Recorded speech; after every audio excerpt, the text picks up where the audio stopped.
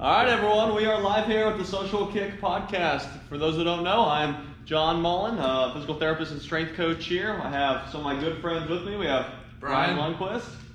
Justin. We're missing someone, though, from our normal cast. Where is Luke right now? He quit, he said. Oh, I believe it.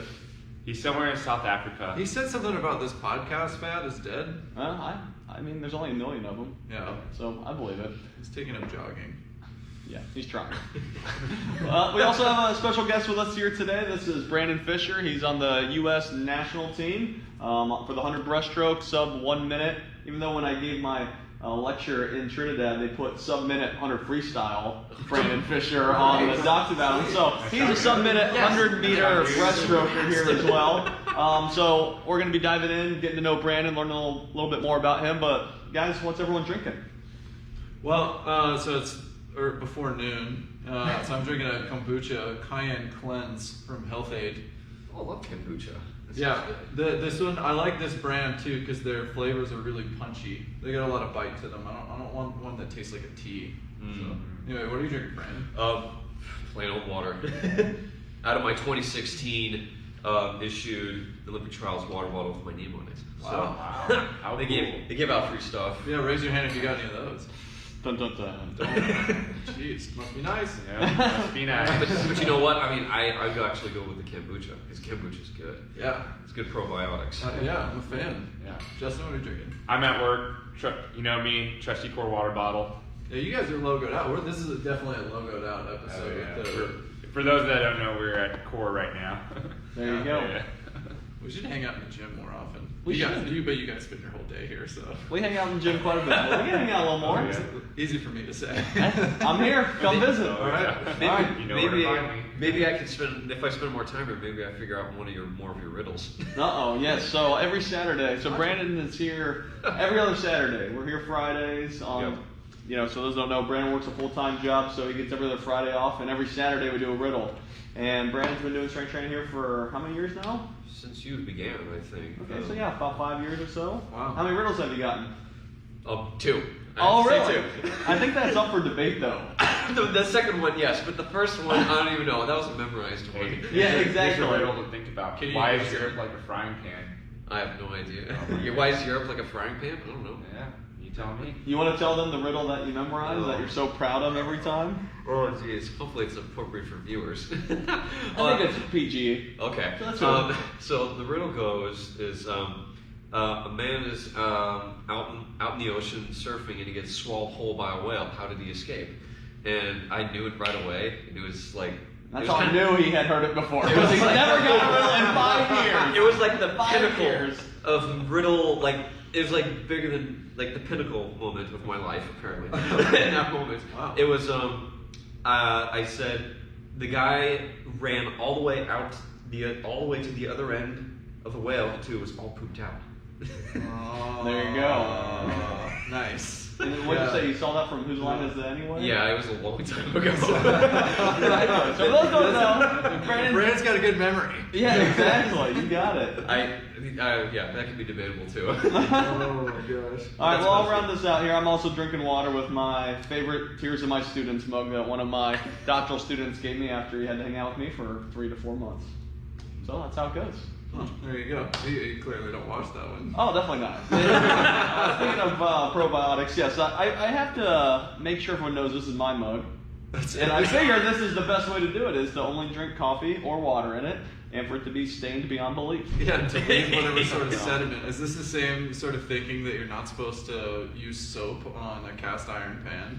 Not exactly, but we can, get into hygiene hypothesis and how, this is building up my immunity little by little over time, similar to they're saying that people that use too much, Purell or, keep their kids too clean that aren't playing in dirt and things like that, they start to get more allergies because they aren't exposed to these things. So Yeah. I can't say everyone needs a dirty mug and this is really why I do it, but hey, hygiene hypothesis all the way. Speaking of hygiene, we live in California, and coronavirus is still a thing, even though there's inconsistent reports that it's dialing down a bit. Yep. John, working and Brandon, here being in a public environment, is there anything that you're worried about or concerned about that you're doing differently at this time? We have our cleaning protocol. We've upped it up a little bit with our staff here, just making sure everything's getting wiped down and things like that. But that's as best as we can do right now, other than tell people to stay away. But obviously, people need physical therapy, strength training, and things like that. It's just making sure that you don't touch your face. I guess that's the point. Selling. Just don't touch your mouth, your nose, anything that can get into your body. Yeah. So a question while we're on this, and to jump gears a bit, but the national team, have you gotten anything from the national team communicating about health and travel or something like that? It's a warning to all the athletes just to look out for this sort of thing? So I think it was, they send me emails a lot, and whenever I get to them, and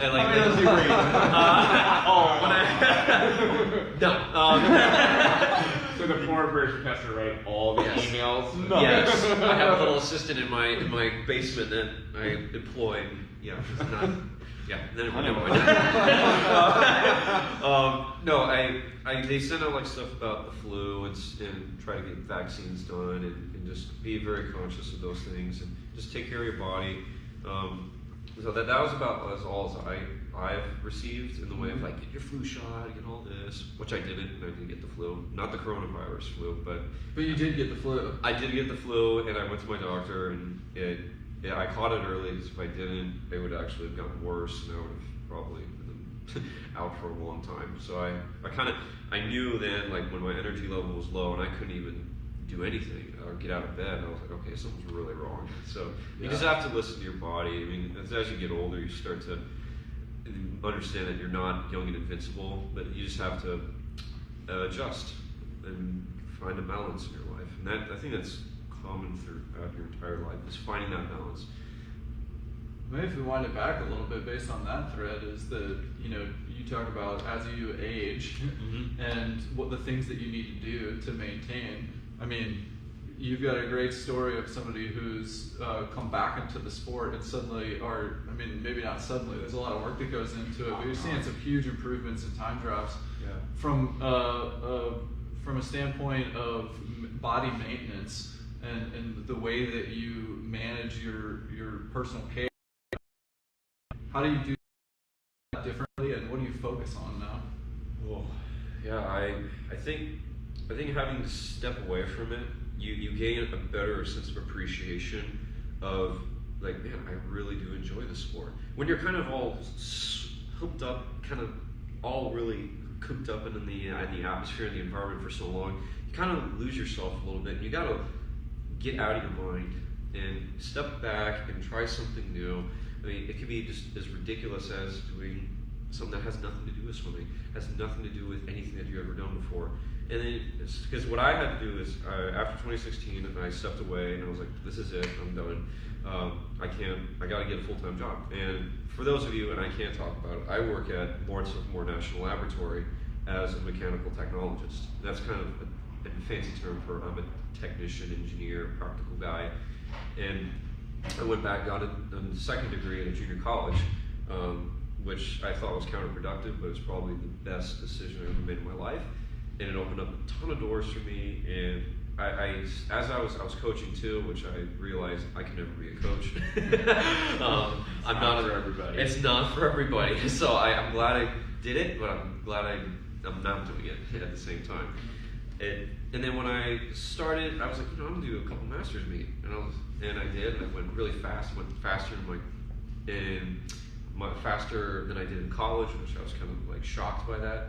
So I was like, let me try something else, and it ended up bearing fruit that I went to senior nationals and I ripped it up in 2018, and I was making finals, semifinals again, and I was like, we can do this, and then I just teared it up at Clovis, which was kind of my biggest breakthrough I had, and it was kind of a great surprise for me, because I was in the middle of season, sort of.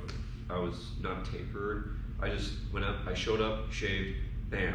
And it was really about being this modeling, and I like Dan Millman a lot, and he has this, and I've read a lot of his books, and it's about being more conscious of your choices and being responsible for your actions, on a very deep molecular level. You're taking responsibility for all of this, everything you do, how you breathe, how you talk, how you look at things, how you body posture. All these things are just being very aware in the moment, here and now, not the past, not the future.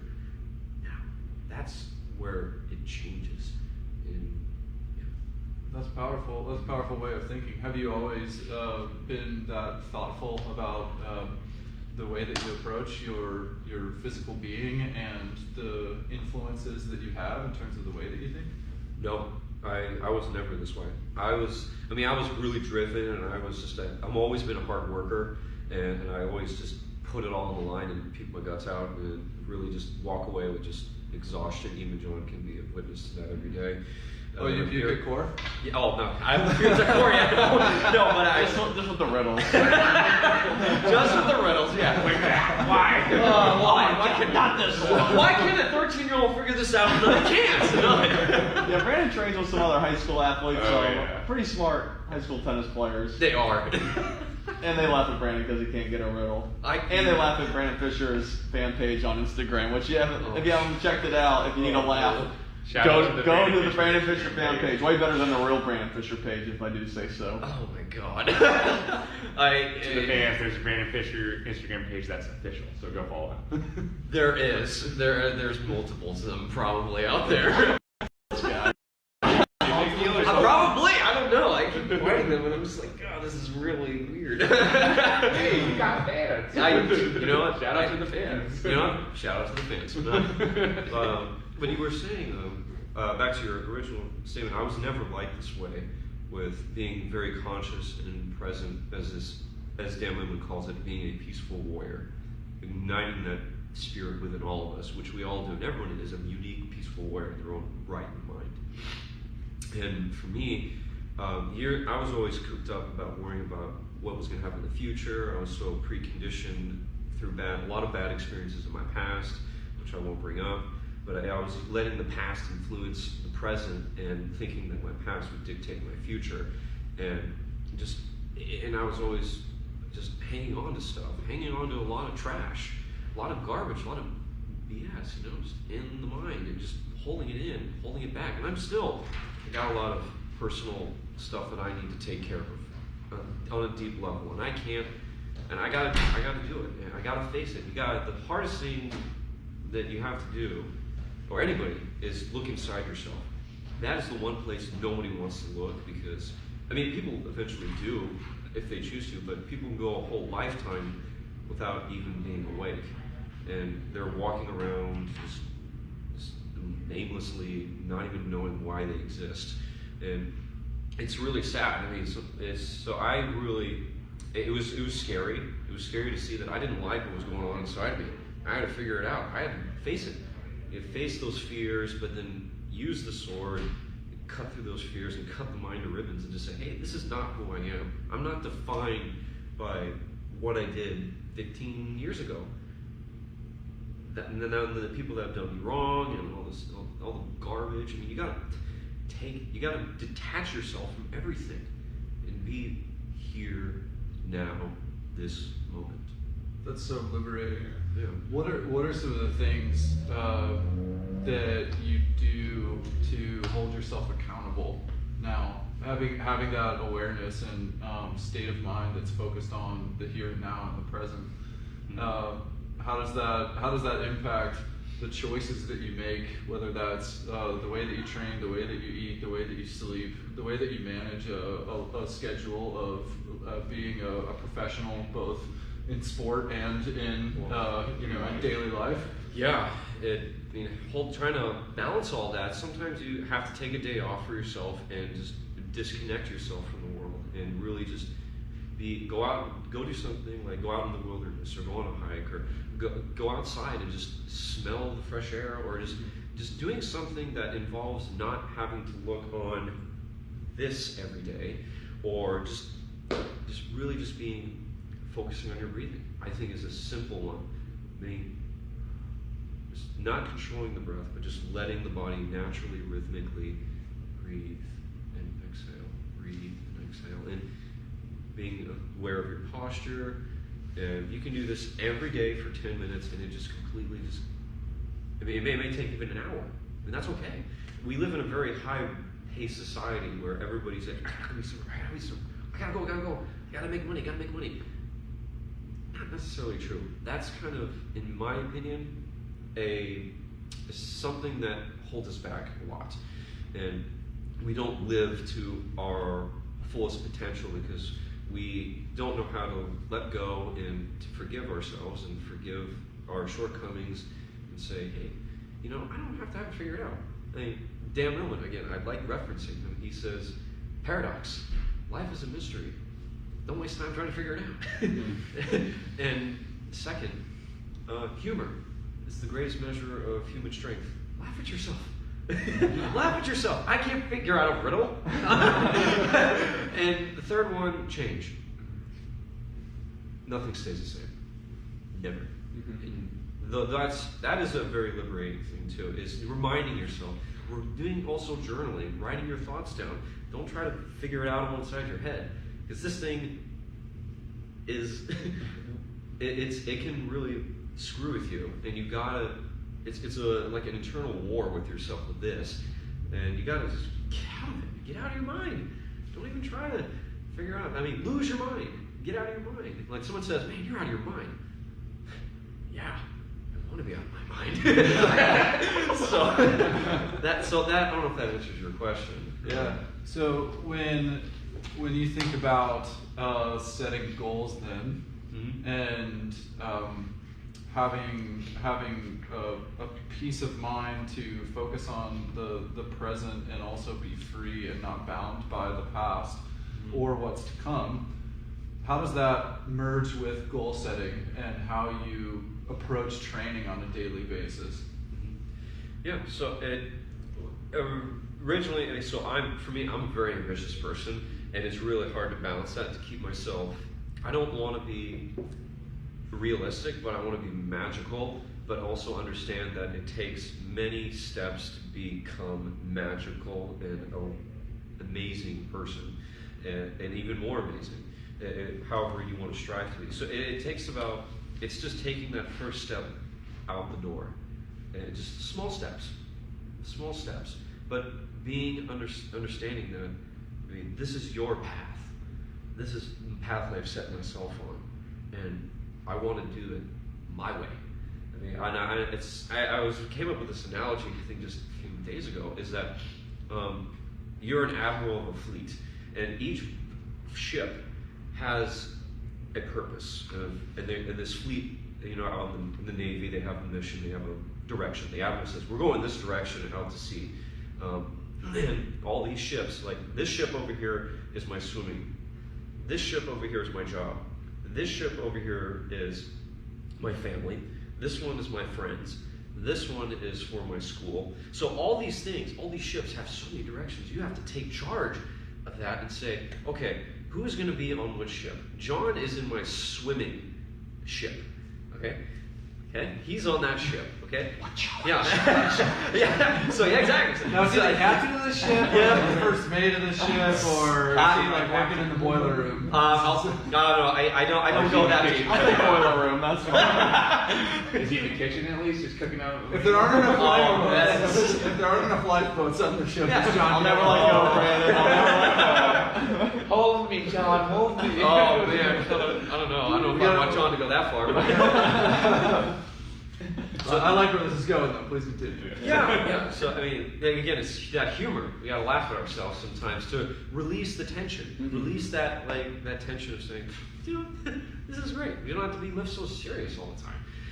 But there is, again, it's back to that balance of when you gotta be able to have transformations and transform into one form to the next in every situation. So each ship that I have has a certain designated amount of people that I have on that ship that I trust in order for that ship to succeed in its mission. And that is self-fulfilling for myself. My coach, Alex Silver, John,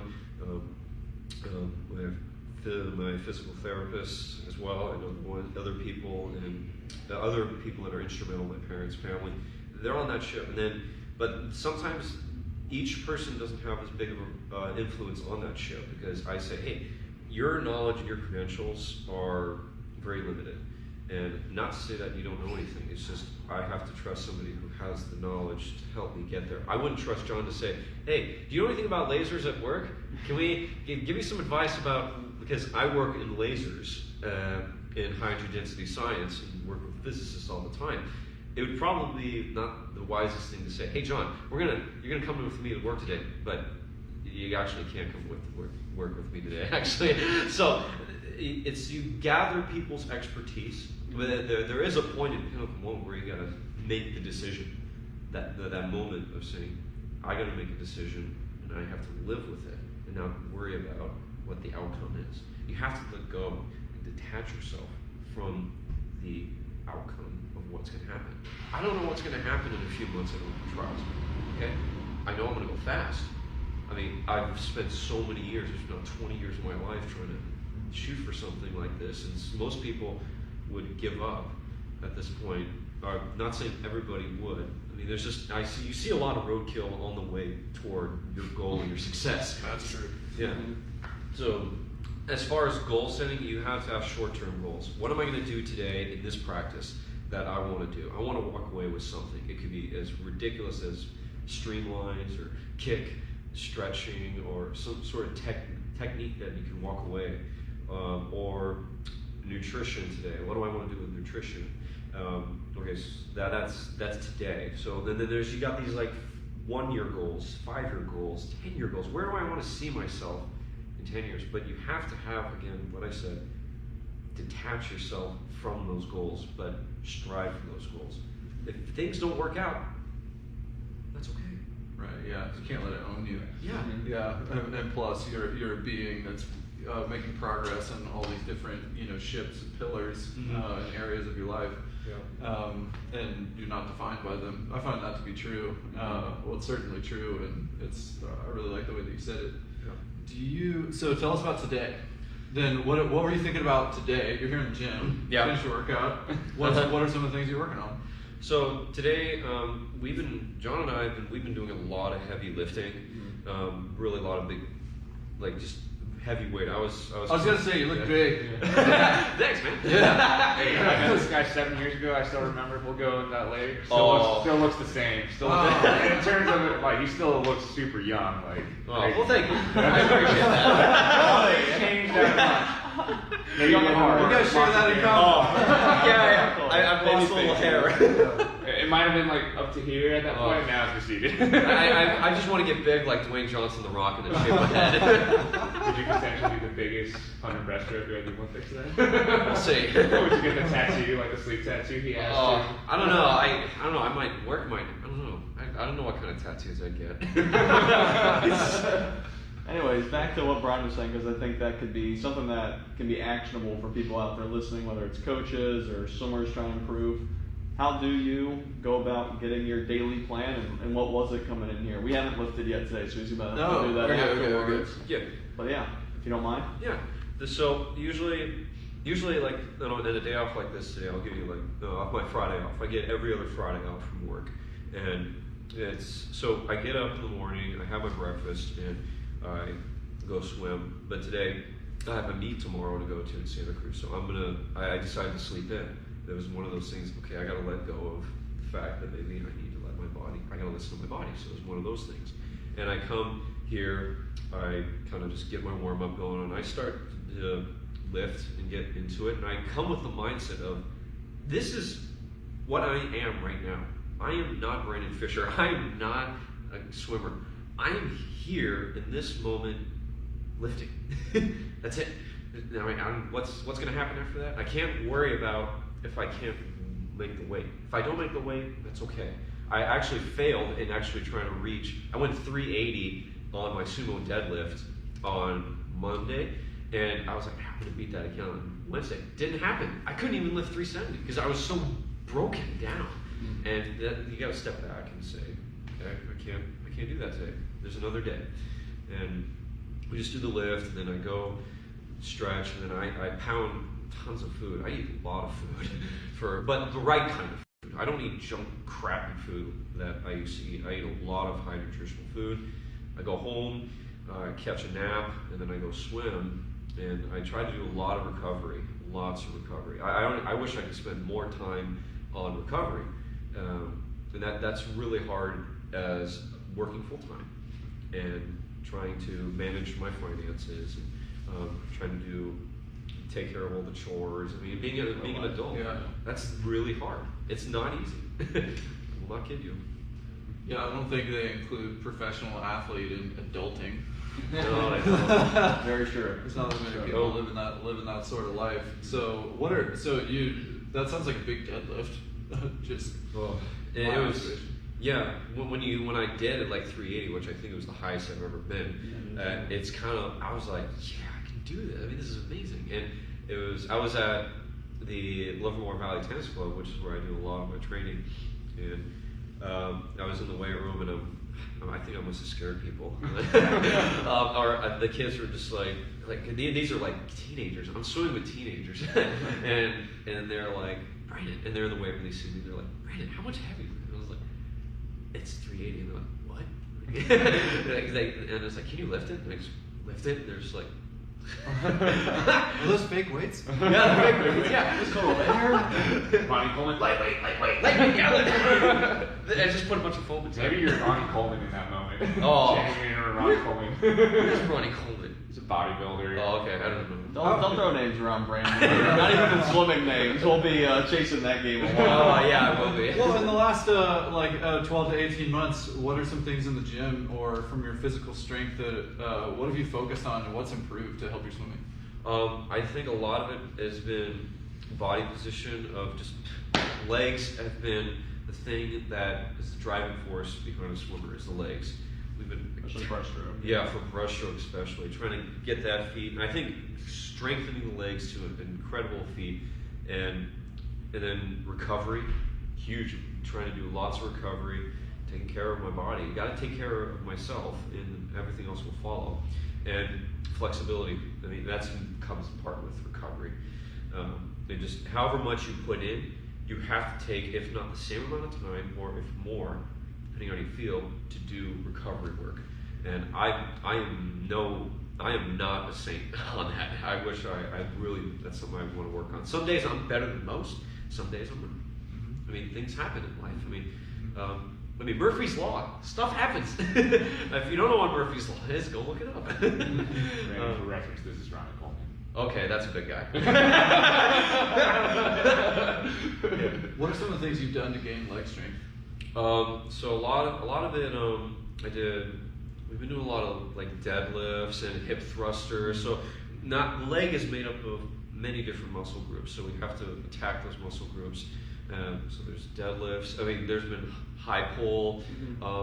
Sometimes I've been doing like lunges with like kettlebells or with holding it here and lunging or side to side. Or I just doing a lot of deep squat, deep lunges, and all the stuff that you can ever imagine we've been trying. I don't know if I'm missing anything else. I think that hits the bulk. I mean, these last big block has been a pure strength phase for the most part, and we're starting to taper down volume, starting getting into power and explosivity and things like that. While keeping in mind just his age, his volume, all these other things. So as he's getting older, like you said, we're looking at just general stress. You know, it's not just work stress, it's not just swimming stress, it's all this stuff, just trying to take that into account, focusing on recovery, making sure we are taking appropriate rest and things like that as, you know, the more important meets start coming up around the future. Yeah. So I watched your 5900 breast, and the one thing that stood out to me, and I'm curious to your thoughts about it, is your foot speed. Your foot speed is noticeably faster than the rest of the field, and that's something that you look at the best breaststroker in the world, and PD is known for foot speed. Is that something that you focus on? And if so, how do you work on it?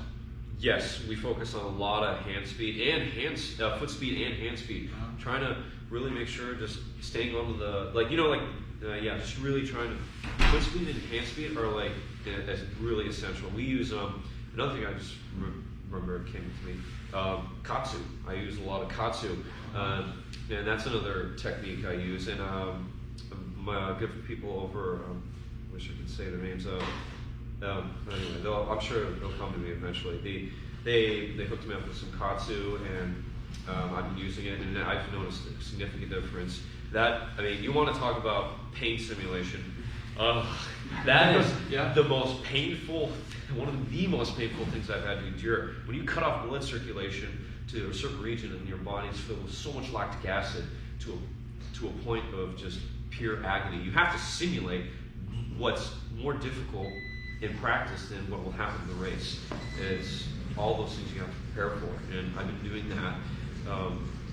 And we do a lot of foot speed and hand speed, trying to hit that 1-0 tempo from getting into that streamline as quickly back as you can, but without sacrificing that grabbing water. You got to grab water, you got to shoot for it, and the breaststroker's worst nightmare is coming back here, and I'm notorious for that because I got like a 6'5", 6'7". I'm a 6 foot guy. My wingspan's taller than me. For a swimmer, it stands out to me how broad your shoulders are. So I met you in person. Yeah. So tell us about the katsu, because I'm not familiar with it. I've seen Michael Andrew using it. Yeah. But I don't know how common it's become. But I'm not certain like how it gets used in a training program, how often, and what do you do? So you gotta have a lot of supervision when you use katsu, because if you don't, you can wound up hurting yourself and going to the hospital. Because when you're cutting off blood circulation to a certain of your extremities, here, down, those are major arteries, and if you don't know what you're doing, you're going to hurt yourself. So I wouldn't advise it if you don't know what you're doing, and if you haven't done your research and your homework, and you talk to the right people. For anybody who hasn't seen it, can you explain to us what it is? Yeah. Like how you set it up? So, I wish I brought it with me. Next time we'll have to do that. The band it's a Velcro kind of tight band, and you tighten it around your extremities here. Around your upper arm? And also right here, close to your groin. And you... so it's 2 arms, 2 legs, Yeah. constricting your appendages, basically, to reduce the blood flow. Yes. Okay. Do you use all 4 at once? Yes. Okay. Sometimes I do, sometimes I don't, depending on what we want to achieve in the workout. And then you have this little thing called the Katsu Cycle 2.0 that I've gotten, and there's these little airlines, because each band is like an airbag, and you connect it with like a quick disconnect push fitting. So does it feel kind of like somebody's taking your blood pressure? Yes. Okay. Yes, but on 100 times. A lot. 100. Yeah. Oh god. Not like the ones that. Extended period of time. Oh. Yeah. Like for 10 minutes or more, we're using these things in a training where it's holding a pressure of like 200 on the arms, and I think like maybe 300 here, 200, 300. Yeah. It's a lot of pressure. You don't want to go hours doing this. You want to do it for minutes. And then before and after, you can use it in warm up, you can use it in training and warm down or recovery. I like the recovery because I do like 200 or 400 on my legs, and it's like red. The veins are popping out like ridiculous. You think like I talked to Dr. Banner like on how to become a Hulk. Yeah. Yes. Drink juice. Yes. I would dye my skin green. Yeah. Sometimes you do it just to look yoked. I know. I freaking stick a pop. Get the forehead vein going. Really It strong. does. I mean, that's actually what scares a lot of people is that vein. Because I have this prominent vein down my It's forehead. not noticeable. So the Katsu cycle, it goes through like it incrementally goes pumps up, then pumps down, pumps up, and pumps down. But it increases the pressure every time for 10 minutes, and then when it's done, because the body still thinks, I need to rush more blood to that location. Thus, because when you constrict the blood to the veins and the blood going to that location, it's pumping more blood to that location. So it doesn't know that, I just took off the band. It's going to rush and flush out all that lactic acid, all that inflammatory crap, and it's going to break that down. Because that's what we're trying to fight as athletes, is the inflammatory and the lactic acid and all that gunk and all that crap in our system. And it's especially for me at an age where my hormonal, I'm trying to kickstart my hormonal growth, hormones, because naturally I can't do it anymore, or it's just tapering off because I'm 31 years old now. I'm not a 16-year-old, but I have more wisdom to understand what I need to do to take care of my body. So what are some of the sets that you would do using a quad suit? Sometimes we do like 25 sprints, like all-out sprints. Go, just see what you can do. Sometimes I do like 100 kicks, and I actually tow a bucket sometimes. I have like a Home Depot mix. Parachute. Yeah, like a parachute, but this is like a homemade like big Home Depot bucket that I just pull behind me.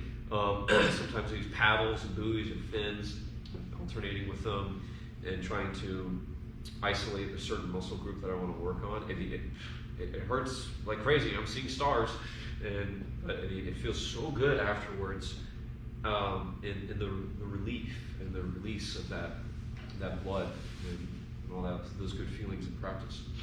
So it's kind of like trying to simulate the buildup of lactic acid, what that's like, and train your body in a controlled way to not only be able to understand what it's like to be under that load and replicate that without the actual buildup of lactic acid. Yeah, exactly. So because when you're in a race, lactic acid is going to be your enemy towards, especially my weakness right now is the last 15, 25 meters of that race. And it did show at Clovis too. I mean, if you know what to look for. I mean, I was great going out, but it was just that last 25 meters, and it really does show. But I kept hanging on, and it was great. But I understand. This is another thing of why I'm so passionate about swimming, and I'm so passionate about being physically fit, and just pushing the boundaries of my life and every aspect of my life, is that I desire to keep living and to learn and to just understand and to really figure out what can I do more, what can I do? Not focusing on what that person's doing over there, because they're on a different path. I mean, trying to compare yourself with somebody is like the worst thing you can do. I think, because everybody's on their own path.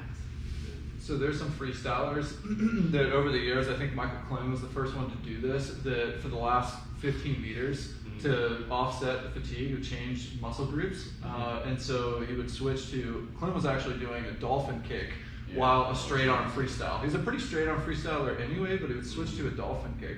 Wow. And so then this has become more popular. Guys like Nathan do it. You see Zach Not Allen dolphin do it. kick, but straight They're not arm. dolphin kicking, but they show a straight arm freestyle. Yeah. So somebody coming from a freestyle background, I'm curious, as a breaststroker, is there anything that you think about technically differently to get through the last 25 or 15 meters of the race? So I'm trying to figure out, like in the beginning of the race, I'm trying to make sure, like I'm a speed, like you skip a stone across the water, and you go across. That's what you want to be like in the race. You want to be like going like that. I'm trying to make sure at the end of the race, I'm keeping my hips up and being on top of the water, because it's easy to do that in the first 50. But when the race really actually begins is that when you push off that wall. And it doesn't start off the dive, even though they say, you got to get off that block first. That is true. Then you see guys start to fall apart that last 50 meters. And Adam Peaty's that guy who's proven that last 15 meters is where it counts. And my focus is trying to make sure I keep my hips up and trying to rotate and pivot and rotate the hips in a way where I flatten my back, push my belly button into my spine, and push it out, so that and it's kind of like pivot, like a piston, and trying to just stay nice and snappy and undulating, but not amplitude like this, like a wavelength. You want to be not like, because that's a lot of energy going this way. You want to get the energy to go forward. Those are the types of things that are running through your mind. Do you think about it while you're in a race, or do you work on it enough in practice that it becomes automatic and you're not actually thinking about it? Like, how conscious are you of these things during a race? When I'm in a race, I do everything in my power to focus on the moment in every step that I take leading up to that block, or what I'm doing sitting in the chair, or what I'm doing. I'm not thinking about, I don't want to be racing before my race. So I'm not thinking about these things at all. I have to let my body do what I've trained it to do and trust the process. If you try to worry about, oh, I gotta do this, I gotta do that, it just, you're basically screwing yourself over. You're already like getting tense. You gotta just. There's too many things to think about. I'm competing in triathlon now, and I've been over the course of the last few years. And then now I'm getting ready for this swim run race. It's called Otelo, and it's based in Sweden, where you swim in a wetsuit, and then you run in the wetsuit, and you can carry paddles and whatever equipment. But it's like this whole new thing of having to think about all of the things. And I did a training session the other day where I dropped my paddles, and I was dropping my pull buoy and all this stuff. And like I've done a try before where I forgot my wetsuit before. So it's like so liberating to do a sport where you just let all the stuff go and not think and just do. And I think the better is you're saying that you're able to let all of that stuff go, or whittle it down to just maybe one or two things max to think about during the race. That I think that clears your mind to be able to be successful and not get bogged down. So keeping it simple, honestly, like not really overthinking it at all, just doing it and not worrying about the outcome at all. Yeah, you have to. I mean, because and back to my job. When I'm at work, I'm not thinking about swimming. I have to think about like this job. Like we had to move these big optic tables, and we have to be careful about moving these optic tables from one point to the next. And moving something that heavy, we're talking like hundreds of thousands of pounds of weight, and you have to really. It's a lot of sumo deadlifts. That's a lot on the table. But you got it, man. Just be in the present. Yeah, be in the present, and that's exactly right. I mean, it sounds simple to say it, but that takes a lifetime, if not going through the desert 40 days and 40 nights to figure that out. So people have to figure it out for themselves. We can't force it upon people, and if everyone's got to have to experience that for themselves. Because if we try spoon feeding it or try to give it to somebody, then I don't think they have the appreciation of understanding the journey. The journey is what counts, not the destination. That was one that I really was thinking, if I get to that podium or that thing, and I'll be so happy. Okay, then what? I mean, so it's a big difference from you 7 years ago, for sure. Yes. I remember meeting you right back. I came back from college after my freshman year of college. I meet you early. I'm talking early in the morning, because what was it, 5 a.m. in the morning? Yep, I still do that. I see this older gentleman. I'm like, this guy's swimming? That's where he's supposed to do masters. That's 7 years I ago. feel to be referred to as this older gentleman. That was 7 years ago. Hey, I was Oh man. That was And what am I years now? ago. 7 years ago. I thought he was 24. In your early 20s, you can't even rent a car yet, and you're the And older literally, gentleman. I remember I just started talking to you right off the bat, and I was like, well, why are you doing this? And I forget exactly, but you're just saying, I want to just be better than I was in college. And I think training with you, I remember I took a gap and you were just so focused on outcome. Whereas like now it's a very different person where it's like, I don't know what's going to happen, and you've been saying that in the near future, but I'm just going to soak this in because, this is not forever. Like, this is just, and this is bringing me the best happiness of my life. So it's very different. It's a very different person from 7 years ago, for sure. Yeah. Well, with that, back to something that you said earlier, how you're focusing on the moment, and in the past you let other people kind of get to, or you had all this baggage. For coaches with high school swimmers, or swimmers or parents with high school kids that maybe feel like the same thing, they're very focused on the outcome and all that. Do you think there are things that they could do to improve, or do you think it just takes some time and maturation and time for the individual to find it on their own? Like, do you think you could have taken these things or talked to yourself 20 years ago and implemented them sooner, or just required you to go through the process to get there? At 20 years ago, I'd be like 11 years old. No, I would not have been able to. No.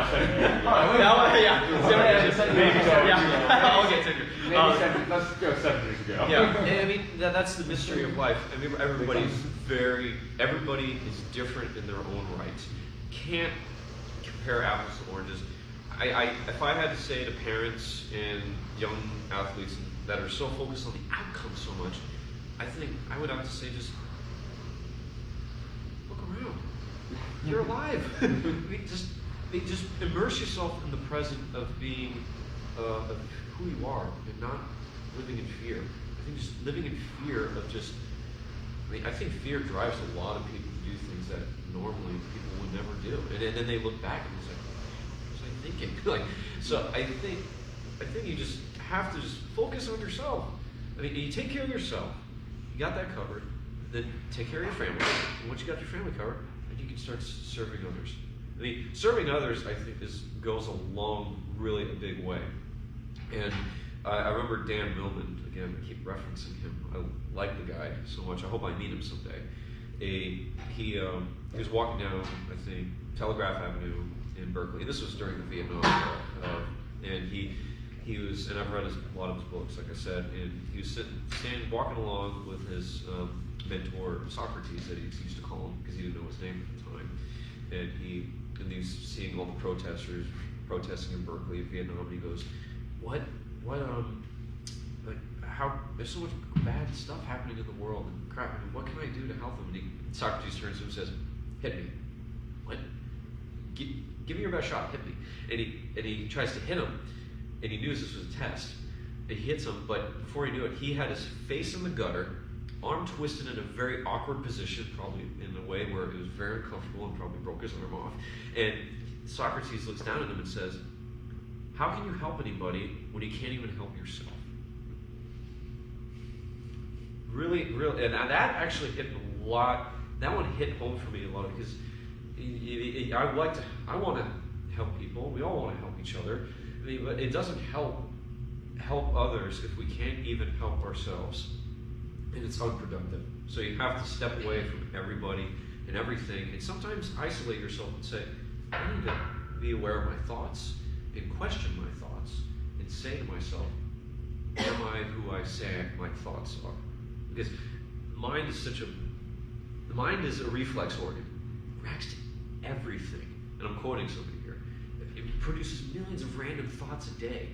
And none of those thoughts have no meaning about who you are, and it has no meaning of what your future, past, or present is going to be like any more than what the freckle at the end of my nose is going to say about who I am. Like, so, yeah. Do you meditate? I do. I try to meditate as much as I can. Today I haven't meditated much, but I try to meditate and meditate, like, there's all kinds of forms of meditation out there. Like, we can sit in a chair, just be present, just close your eyes, focus on your breathing, slowing everything down. And then there's the ones where you try to be meditating in the movements of everything that you do, and lifting, and your work, your driving, and preparing your food, and swimming, or any sport, or any activity, or stuff. And I like to, my whole purpose of, I think, going for another 2020 Olympics is trying to be applying what I've learned so far, and what I will learn then, and take it into me with the rest of my life, of being this peaceful warrior, this warrior of being present, and living on the edge, and being here, present, instead of being tugged by the past, future, and everybody's opinions about me. Because the only person who knows me best is me. The only person who knows you best is you. So what satisfaction did you gain from the sport? Because the way that you talk about swimming and training, and the way you frame your mind, is, I don't think, common. And I mean that in a complimentary way, Yeah. in that you sort of are outside of what seem to be what might be ordinary triggers for people that are perhaps basing their satisfaction on the outcome. Mm-hmm. And so I'm curious what you think about in terms of whether that's going a best time, or having a great experience with the physical output that you had, whether in training or racing. Yeah. What is it that you get out of this? I get out of just being happy. I think just being happy and doing what I enjoy doing. It's not so much, like you said, the outcome. It's just enjoying the activity, and because it brings me joy, it brings me happiness. I mean, and then it was, this is it's a good question. I really like the question you said, because what do I get out of it? Being happy. Being and staying happy is learning to forgive yourself, that you're not perfect. None of us are perfect. If someone says, "Yeah, I got it all figured out," I'm going to laugh at them. Well, not in a rude way. I'm just going to chuckle at myself in a manner where I listen to myself and say, that's funny. And I remember, I think it was, again, referencing him, Dan Millman. He at the end of the book, or at the end where he's talking to Socrates, he says, "Life is going to kick you in the teeth. Life is going to beat the crap out of you, but it will break you open to reveal the only place you haven't looked." And he said, and Socrates was saying, telling Dan Millman, "I call myself a warrior, peaceful warrior, because it's the battles we fight that are on the inside. The battle for peace, the battle to be happy. Be happy all the time, without a reason in the world. You don't have to have a reason to be happy or a reason to do. Everybody wants to find a reason for why certain things happen in the universe and all this, and where we happen, where's our place in the cosmos and all this stuff. And I just have to say, I mean, it's okay not knowing and being okay with that. So I think that's my answer to you is I don't have to have a reason to enjoy the things that I enjoy doing. For sure. Yeah. So normally we start, when we started this, we start by sharing each other's stories about our last swimming race. Yeah. And when we've had guests on, we ask them the same question. So with you, it's a little different because you're still competing. Yeah. But what was your last race? It was actually at... I got it right here. It was a rough time. Right? Oh, it was a rough time. It was right. Full transparency. Yeah, transparency. Yeah, so it was. Yeah, so you can take a look at the computer here. Not my glorious moment. It was a gauge meeting. I was at Cal, and Cal invited. I only went one day, trials and finals. I knew I go in with every meet saying, I'm gonna kick ass, I'm gonna go fast, and I'm gonna grip it up. But sometimes I'm brought down low with my expectations to say, you're training really hard right now, and you're tired. Okay, you're not gonna go fast today. That's okay. But in the moment, I'm just like slice of humble pie. It's a slice of humble pie. Yeah. So and I did like the 200 breast, 200 fly, and 200 IM. Oh boy, it was nuts. You did the 200 fly? Yeah, I did. Wow. I did the 200 fly, and because I did well in the 200 fly. I went down to LA sectionals last December, and I think in the span of 3 months, I dropped like 20 seconds from my best time that I did like 10 years ago. You broke my master short course meters 200 fly record too. A few years ago. Yes, you were. You had a master was not pretty. No, it's not. Oh boy. So to just recap his master's record, I'm like, oh, Brandon's got this. He's gonna break it. Goes out underwater. I'm like, okay. And then at the end, I'm just like, oh no. It's like he's gonna break it, but it's not Not gonna be pretty. pretty. Yeah. Well, that's pretty awesome because I was gonna ask you, when you went 59, did you ever go 00 or did you skip from 101 to 59? Well, if you guys ever seen the NBC Sports version of like where Rowdy Gaines and Jason, they're commentating, they were just like, they're focusing on everyone else, and then afterwards they're like, you didn't even go 00. He's right. I didn't even go. say that. Yeah, I watched it earlier, but I didn't listen to the audio. Because they're going like crazy, and it's like, what the heck? Who the heck is this So guy? it says here you won a lifetime best that morning 101 flat. Yeah. Like, oh, that's great. Yeah, it was actually the easiest 101 flat I ever did, and I said, oh, this is gonna be, what the heck? I'm gonna go 00 tonight. So just to get used to that, you're picking off all these other races you don't do so that you can have 20-second lifetime bells. Yeah, exactly. Yeah. Yeah. Jump. Hey, it's just here. You went 146 in the 200 fly or something like that? Yeah, I did that, and it was amazing. It was fun. Wow, that's good. It was great. I think you got to sometimes mix it up. and do things that you don't normally do. I hate backstroke, but I do it sometimes. Why? Because you just gotta mix it up and have fun with it. Takes the monotony of Yeah, everything. exactly. I'm also a sub 1 minute breaststroker. It's just short course. Yeah. Yeah. Yards. Oh, yeah. Okay, so you're getting ready then for a meet this weekend in Santa Cruz. What are you doing? So I'm not doing as many events. It's really an important gauge meet going into the TYR Des Moines Pro Series meet, which is going to be hosted in 2 weeks. Hopefully that Iowa experience is better than the Iowa Oh. recently in the political environment. Oh man, yeah. You say you got to it. live that down.